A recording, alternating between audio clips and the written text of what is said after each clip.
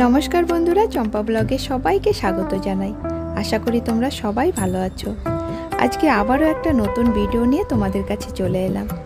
আজকের ভিডিওতে তোমরা দেখতে পারবে আমাদের আন্দামান নিকোবরের প্রথমবার আনন্দমার্গ প্রচারক সংঘর তরফ থেকে ধর্ম মহাসম্মেলনের আয়োজন করা হয়েছিল। তাহলে আমার সঙ্গে তোমরাও দেখতে থাকো যে এই মহাসম্মেলনটা কোন উদ্দেশ্যে আয়োজন করা হলো।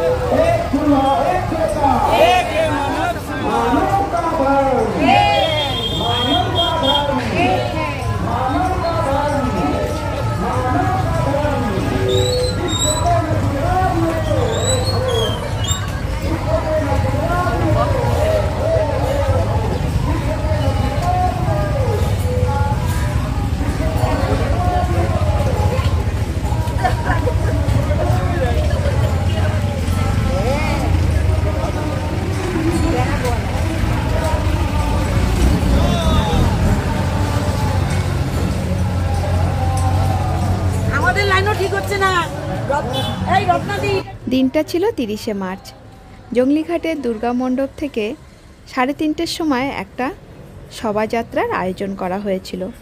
আর এই শোভাযাত্রা আরম্ভ হয়েছিল জঙ্গলিঘাট থেকে গোলঘর, দিলানিপুর, প্রেমনগর হয়ে জঙ্গলিঘাটের দুর্গা মণ্ডপ। বহু মায়ে বোনেরা, দাদারা, ভাইরা এই অনুষ্ঠানে অংশগ্রহণ করেছিলেন।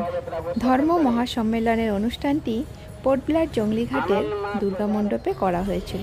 এই অনুষ্ঠানটা আয়োজন করার জন্য আমাদের দেশের বিভিন্ন প্রান্ত থেকে মহান আচার্য এবং সন্ন্যাসীদের আন্দামানে আগমন হয়েছিলেন। কলকাতা থেকে বহু গণ্যমান্য ব্যক্তিরা ও সাংস্কৃতিক অনুষ্ঠানের জন্য অনেক আর্টিস্টরাও এসেছিলেন। পোর্ট ব্লেয়ারেরও অনেক আর্টিস্টরা সাংস্কৃতিক অনুষ্ঠানে অংশগ্রহণ করেছিলেন। আমি যখন ভিডিওটি এডিটিং করছিলাম আমার খুব ভালো লাগছিল, কারণ আমি এই আনন্দমার্গ স্কুলের সঙ্গে 3 বছর যুক্ত ছিলাম। এই কারণেই ভালো লাগে যে আনন্দমার্গের মধ্যে কোনো ধর্মের ভেদভাব নেই, শুধু একটাই ধর্ম, মানব ধর্ম। লাইন আছেন?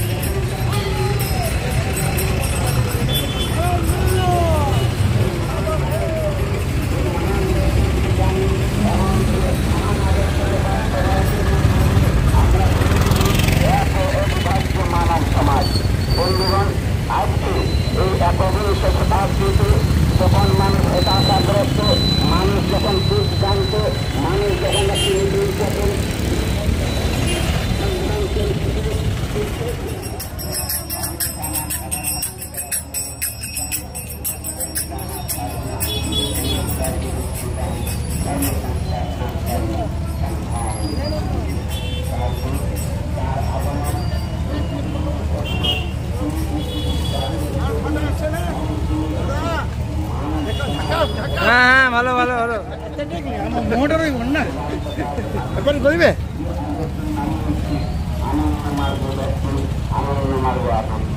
আসুন বন্ধুগণ, এই আদর্শকে জানুন, এই আদর্শকে বুঝুন এবং এই আদর্শকে বাস্তবায়িত করার লক্ষ্য করে আমরা একটি নতুন মানব সমাজ গড়ে তুলি।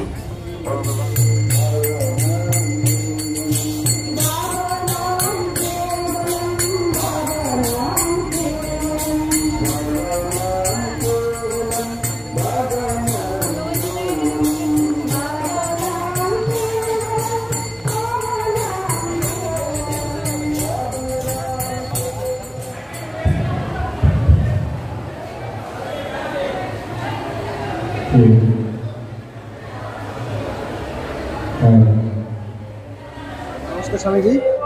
নমস্কার। জানতে চাই আপনার নামটা, তারপরে আমি জানতে চাবো যে এই সম্মেলনটা কি উদ্দেশ্য করা হয়েছে এবং কতদিনের সম্মেলন। আমার নাম আচার্য পূর্ণ দেবানন্দ অবধূত। আমি কলকাতা থেকে এসেছি। আর আমাদের সংগঠনের নাম আনন্দ মার্গ প্রচারক সংঘ।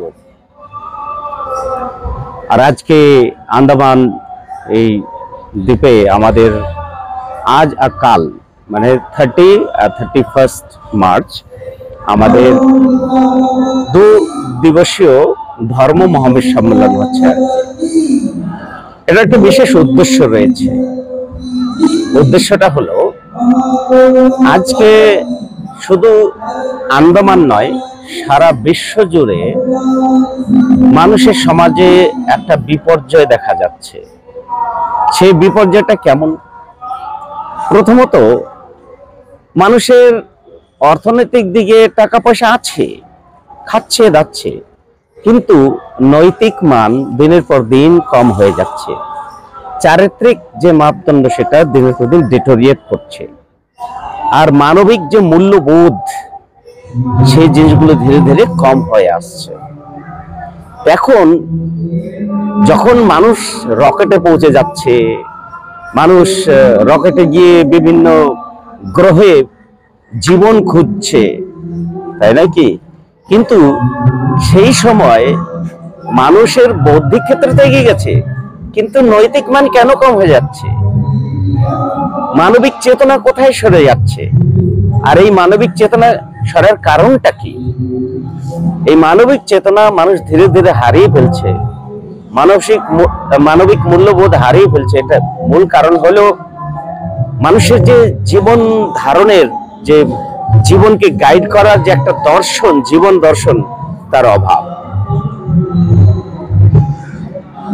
জীবন দর্শন বলা হয় কি, যে দর্শন মানুষকে সম্পূর্ণভাবে তার জীবনের প্রত্যেক দিককে নির্দেশনা দিয়ে পূর্ণতার দিকে এগিয়ে নিয়ে যাবে, তাকে বলা হয় জীবন দর্শন।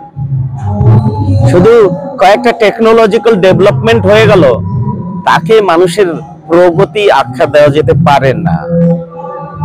টেকনোলজিক্যাল ডেভেলপমেন্ট আর মানবিক গুণের ডেভেলপমেন্ট দুটো ডিফারেন্ট জিনিস, তাই না? সভ্যতা আর বিজ্ঞান, এই দুটোর সঙ্গে একটা সামঞ্জস্য থাকতে হবে। তো বিজ্ঞান এগিয়ে গেল, সভ্যতা পিছনে থেকে গেল, এভাবে তো চলবে না। আর সভ্যতার যে মূলভূত যে কথা, আধারভূত যে কথা, সেটা হলো আধ্যাত্মিকতা। আর আধ্যাত্মিকতা বলতে শুধু মন্দির মসজিদের কাঠামো নয়। আধ্যাত্মিকতা বলতে বোঝায় যে মানুষ আত্মিক চেতনা, সেলফ রিয়েলাইজেশন, আত্মা পরমাত্মার সঙ্গে যে সম্পর্ক, এটা বলে আধ্যাত্মিকতা। এই আধ্যাত্মিক বোধ তো নেই মানুষের মধ্যে। হ্যাঁ, ওই ধর্মীয় গোড়ামি, অন্ধবিশ্বাস, কুসংস্কার, একেই মানুষ আধ্যাত্মিকতা বলে আখ্যা দেয়, যেটা আধ্যাত্মিকতার থেকে অনেক দূর সরে গেছে। তাই এই যে আমাদের ধর্ম সম্মেলন, এর উদ্দেশ্য হলো মানুষের মধ্যে সম্পূর্ণ বিশ্ব জুড়ে মানবিক চেতনা, আধ্যাত্মিক চেতনা, মানবিক মূল্যবোধ জাগ্রত করা, নৈতিকতা জাগ্রত করা, যার ফলে মানুষ সত্যিকারের মানুষ হয়ে এগিয়ে যাবে। এখন মানুষ হয়ে যদি সে পশুর ন্যায় ব্যবহার করে, তবে তো মানুষকে তো পশুও বলা যাবে না, কেন মানুষের স্তর থেকে সে নেমে গেছে। পশুর স্তর থেকেও নেমে গেছে, কিন্তু পশুত্তর হয়ে গেল মানুষ, তাই নাকি? খাদ্য খাবারে ঠিক নেই, কি খাবো, কখন খাবো, মানুষের সে জ্ঞান হারিয়ে ফেলেছে। কার সঙ্গে কেমন ব্যবহার করতে হবে, বোনের সঙ্গে আমার সম্পর্ক কেমন, মায়ের সঙ্গে আমার সম্পর্ক, ছেলে ভাই বোনের যে সম্পর্ক, সেটাও আজ দিনের পর দিন মানে অশুদ্ধ হয়ে যাচ্ছে, অপবিত্র হয়ে যাচ্ছে। কারণটা হলো মানবিক মূল্যবোধ দিনতে হ্রাস পাচ্ছে, কম হয়ে যাচ্ছে, ডেটোরিয়েট করে যাচ্ছে। আর আনন্দ মার্গের উদ্দেশ্যই আজ থেকে নয়, আনন্দ মার্গ তো 1955 সাল থেকে ভারতবর্ষে রিকগনাইজ সংগঠন, তাই না? কিন্তু এই আন্দামানে 1961 সাল থেকে আমাদের এখানে স্কুল চলছে। আর এটা বললে বেশি হয়ে যাবে না যে এখানে আমার মনে হয় প্রায় সব ঘরের ছেলে মেয়েরাই কেউ না কেউ আনন্দ মার্গে স্কুলে পড়াশোনা করেছে। এখন এই স্কুলের উদ্দেশ্যটাই হলো যে মানুষের শিক্ষার মানকে বাড়ানো, শিক্ষা, নৈতিক শিক্ষা, মানবিক শিক্ষা, আধ্যাত্মিক চেতনা, এগুলো না হলে তো শিক্ষার সেই ঔচিত্যটা থাকছে না, তাই না? এর জন্য বলা হয় education is that which liberates one from trifarious bondage of existence। মানে শিক্ষা হলো মানুষকে ত্রিবিধ বন্ধন থেকে মুক্তি দেওয়া। সা বিদ্যা যা বিমুক্তায়, মানে বিদ্যা তাই যা মানুষকে সম্পূর্ণ বিমুক্তি দেয়, বিশেষ রূপে মুক্তি প্রদান করে, তাই না? তাই আনন্দ মার্গ এই আন্দামান দ্বীপে 25টা স্কুল চালাচ্ছে। আর আজ থেকে নয়, দীর্ঘদিন ধরে এখানে সন্ন্যাসীরা, আচার্যরা, গৃহত্যাগী সন্ন্যাসীরা দিচ্ছে। উদ্দেশ্যটা কি?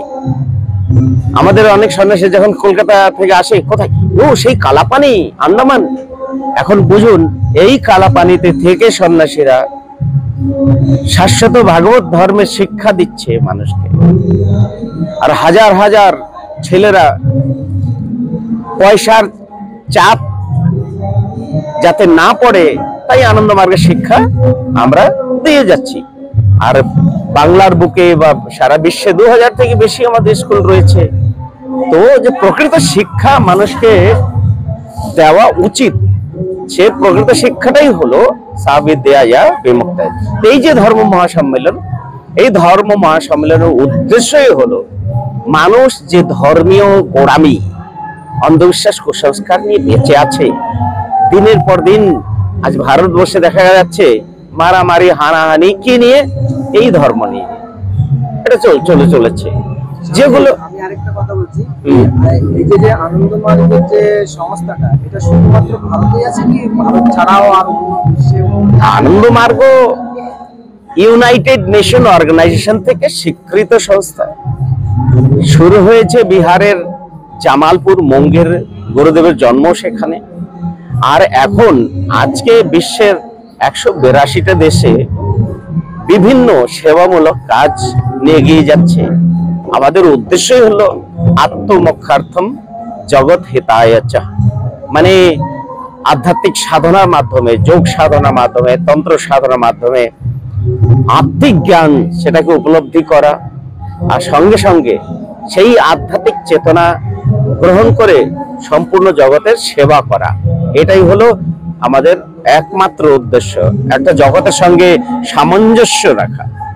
দর্শন তো অনেক এসেছে এই পৃথিবীতে, কিন্তু জগতের সঙ্গে সামঞ্জস্য রেখে খুব কমই এগিয়েছে। তাই আনন্দ মার্গ হলো এমন এক দর্শন যেগুলো স্বার্থবাদী, যে পুঁজিবাদী দর্শন, জড়বাদী কার্ল মার্ক্সের দর্শন, আর বিভিন্ন যে মজহাব যেটাকে বলা হয় উপধর্ম, হিন্দু, মুসলমান, শিখ, ইসাই, এই ওরিয়েন্টেড অন্ধবিশ্বাস প্রবণ যে মজহাব, এগুলোকে আনন্দ মার্গ স্বীকৃতি দেয় না। অনুষ্ঠানমূলক কোনো ধরনের মজহাবকে আনন্দ মার্গ স্বীকৃতি দেয় না। আনন্দ মার্গ স্বাভাবিকভাবে আধ্যাত্মিক সাধনার মাধ্যমে, আধ্যাত্মিক বিজ্ঞানের অভ্যাসের মাধ্যমে পরম চেতনার দিকে এগিয়ে যায়। এটাই প্রকৃত ভারতের সনাতন ধর্ম, এটাই ভাগবত ধর্ম, এটাই হলো মানব ধর্ম। এর মাধ্যমেই এই বিশ্বে পরিবর্তন সম্ভব। এছাড়া যতই চেষ্টা করুন না কেন, সমাজের পরিবর্তন উন্নতি বা প্রগতি সম্ভব নয়। তাই আমাদের এই ধর্ম মহাসম্মেলনের উদ্দেশ্যই হলো মানুষের মধ্যে চেতনা জাগানো, আর বিশেষ করে আন্দামানের ভাই বোনদেরকে একমাত্রই যে এই পৃথিবীটা আজ দিনের পর দিন বিষাক্ত হয়ে যাচ্ছে, এই বিষাক্ত সমাজ থেকে মানুষকে মুক্তি দেওয়ার জন্য আধ্যাত্মিকতা, সমাজসেবা, নৈতিকতা এগুলো খুবই প্রয়োজন।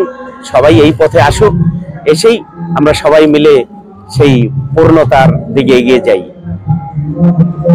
আর এই যে মহাসম্মেলনটা, এটা কি আন্দামানে প্রথমবার হলো না আগেও হয়েছে? এটা প্রথমবারই হচ্ছে আনন্দমার্গে। হ্যাঁ, এত সন্ন্যাসী, শত শত সন্ন্যাসী এখানে এসেছেন ভারতের বিভিন্ন প্রান্ত থেকে। 100-র উপরে সন্ন্যাসী এসেছেন এখানে। আর আমাদের গুরু ভাইয়েরাও রয়েছে, যাদেরকে আমরা আনন্দ মার্গী বলি। তারাও বিভিন্ন উড়িষ্যা থেকে এসছে, উত্তরপ্রদেশ থেকে এসছে, দক্ষিণ ভারত থেকে এসছে, দীক্ষিত তারা সবাই এখানে এসেছেন। দেখুন না, সমবেত সাধনা চলছে, আধ্যাত্মিক সঙ্গীত চলছে। আজকে একটা আমরা প্রসেশন শোভাযাত্রা বের করেছি। এর উদ্দেশ্য মানুষ জানুক, সত্য আধ্যাত্মিকতাকে জানুক, আর সবাই লাভান্বিত হোক, এটাই আমরা চাই আর কি। স্বামীজি, অনেক অনেক ধন্যবাদ আপনার সঙ্গে কথা বলে। থ্যাংক ইউ, নমস্কার।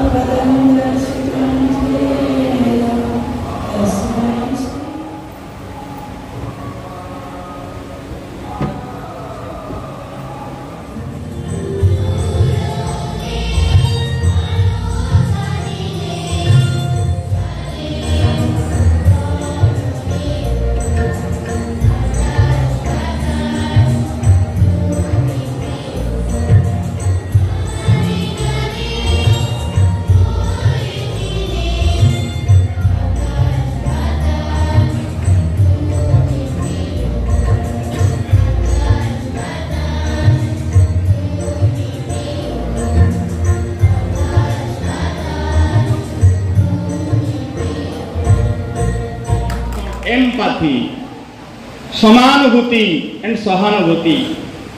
কেউ দুঃখে কাঁদছে, আমি তার কাছে দাঁড়ালাম, তাকে সান্ত্বনা দিলাম, সেটা হচ্ছে সহানুভূতি। কিন্তু কেউ দুঃখে কাঁদছে, তার দুঃখে আমি আমার দুঃখ মনে করব, দ্যাট ইজ সমানুভূতি। উই ওয়ান্ট সমানুভূতি, নট সহানুভূতি। সমানুভূতি হতে হবে, to understand the feeling of others. If anyone uses a bad word to me, I feel pain. যদি আমাকে কেউ খারাপ শব্দ ব্যবহার করে আমি কষ্ট পাই। In that way, if I use bad words to others, it definitely will hurt others. যেদিন আমরা বুঝতে পারবো যে যেমন আমার জীবন আমার জন্য প্রিয়, অন্যের জীবন তার জন্য প্রিয়। So every life has equal value. Nobody's life is less significant. Anandamurti says, if an ant dies prematurely, that will imbalance the equilibrium of this creation. Even small ant, forget about the gigantic mammoth. No, even small ant. Even small ant, the death of an ant, unnatural death of an ant, can create imbalance in the equilibrium of this creation. Means everyone is his creation. Human beings, human society is like a beautiful garden with so many flowers of different colors and different fragrances. Each one is beautiful. Each one is meaningful. Nobody. You can have guru, but not Mahasambhuti. Mahasambhuti comes with determination to liberate every human being from three bondages, that is adhibhautik, adhainik and adhyatmic. মানুষের জীবনে তিনটে বন্ধন আছে, তিনটে দুঃখ আছে, fundamental sorrow of human life, in physical world, in psychic world and in spiritual world. So one who can remove all these bondages is the Mahasambhuti, is the real Guru. That's why only such great Guru can alleviate the sufferings of the common people. That's why a clarion call has been given by my master, by our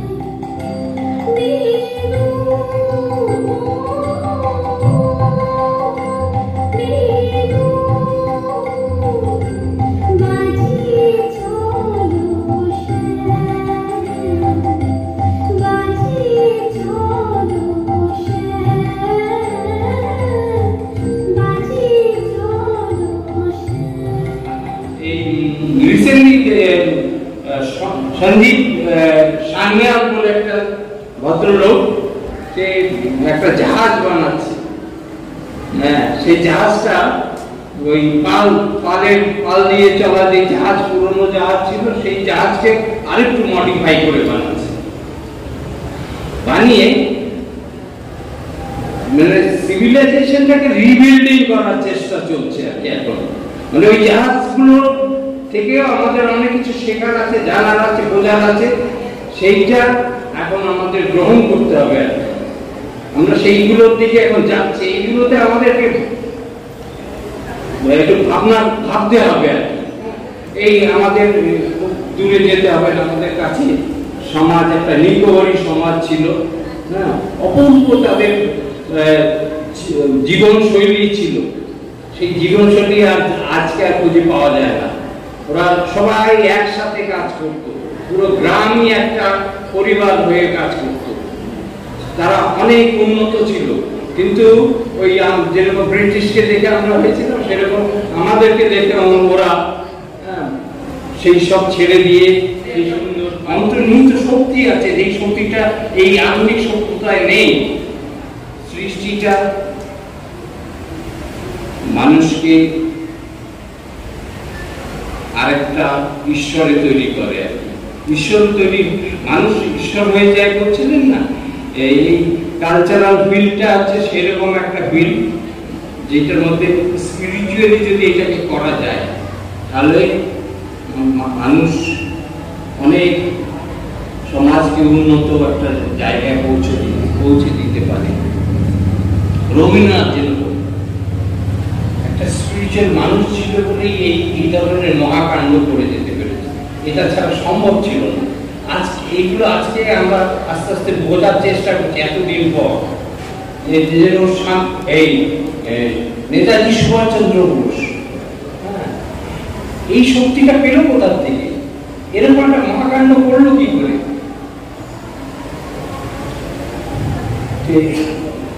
এই জন্য সমস্ত culturally আমাদেরকে আরো পুরনো আমাদের যে পরম্পরা আছে সেইগুলোকে রিসিভিলাইজ করতে হবে, রিবিল্ড করতে হবে আমাদেরকে, এটাকে আরো উন্নত করতে হবে, আমাদের পেছনে তাকিয়ে আগিয়ে যেতে হবে। ওইটাকে ওই ধাপ ওই সিঁড়িগুলোকে উপরে নির্ভর করে আমাদেরকে আরো উপরের দিকে উঠতে হবে। আমি এইটুকুই বলে আমার বক্তব্য শেষ করছি। ধন্যবাদ।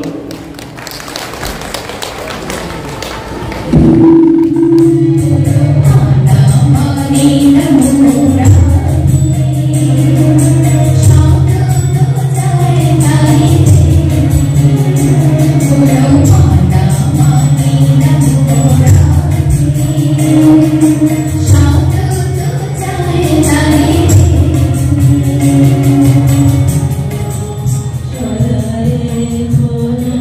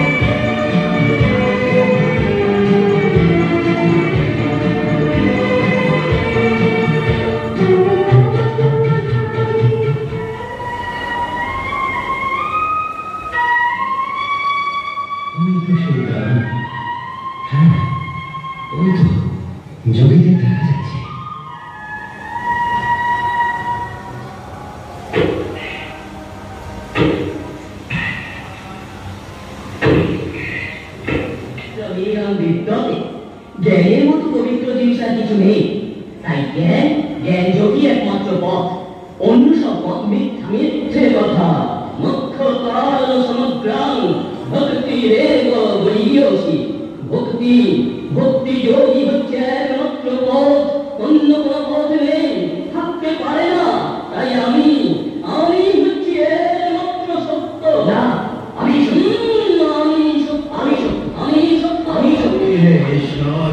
হে পরম পুরুষ, দয়া করো, দয়া করে আমাকে এই বিভ্রান্তি থেকে মুক্ত করো। দয়া করে তুমি আমাকে বাঁচাও, এদের সবাইকে বাঁচাও।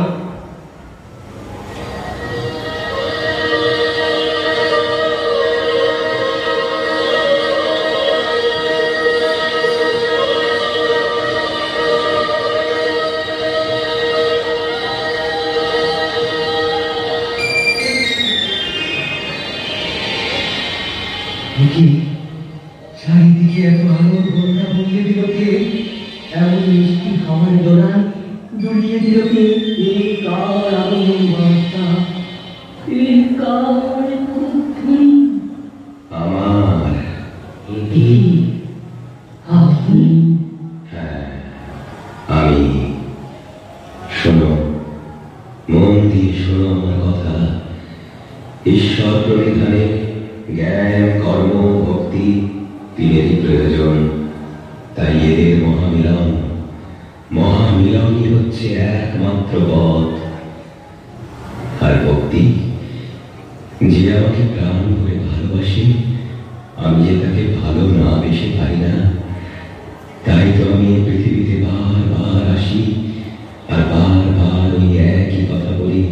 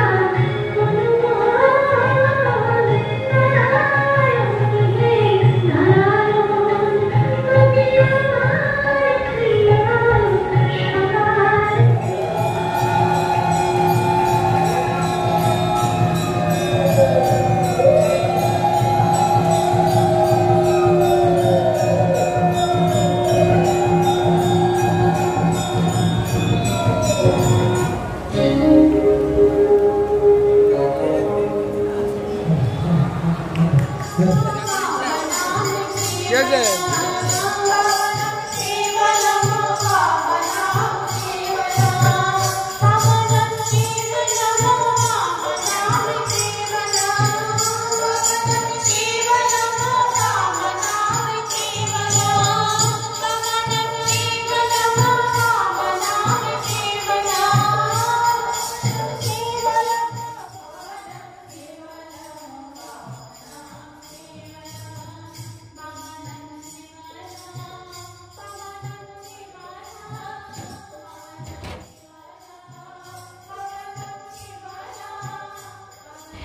এই মহা সম্মেলনের অনুষ্ঠানে ছিল খাওয়া দাওয়ার ব্যবস্থা। সমস্ত শ্রোতাগণেরা এই অনুষ্ঠানে খুব সুন্দরভাবে যোগদান করলেন, আর পুরোটা খাবারই ছিল বাঙালি খাবার, ডাল ভাত আর একটা সয়াবিন আলু মটরের সবজি। তাহলে বন্ধুরা আজকের ভিডিওটা এখানেই শেষ করছি। আর ভিডিওটা ভালো লাগলে একটা কমেন্টের সঙ্গে সঙ্গে লাইক করে দিও। যারা আমার ব্লগে নতুন আছো প্লিজ সাবস্ক্রাইব করতে ভুলবে না। আর তোমরা সকলে আমার পাশে থাকার জন্য, সাপোর্ট করার জন্য অনেক অনেক ধন্যবাদ। তোমরা সবাই ভালো থাকবে, সুস্থ থাকবে।